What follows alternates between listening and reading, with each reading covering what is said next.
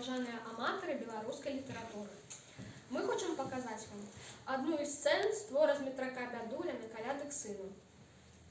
Мы хотим, каб вы задумаліся, як трэба паводзіць сябе са сваімі бацькамі.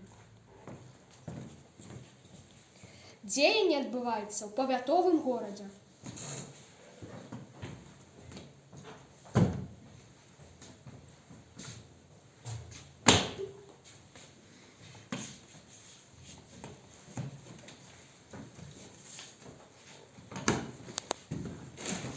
Ты ж сынок мой, Лавруком зовется.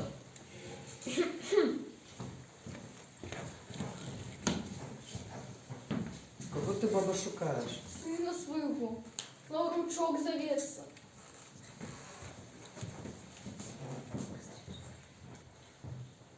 На.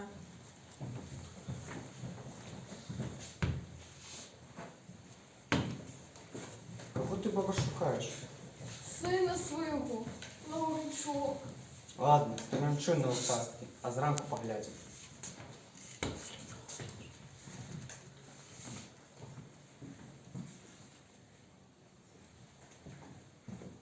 Вставай.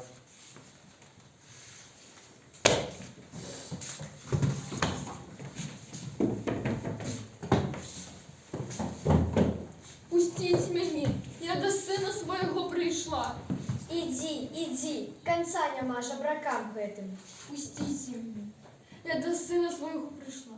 До Лаврука. До Лаврука? До сина? До Лаврентия Киприяновича? Ага, я мать його.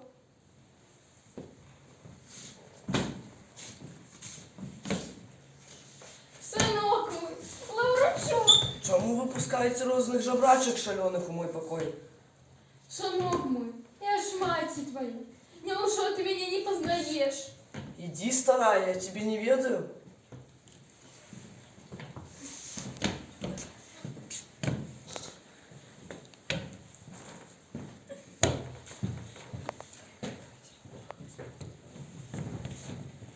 Гэта вам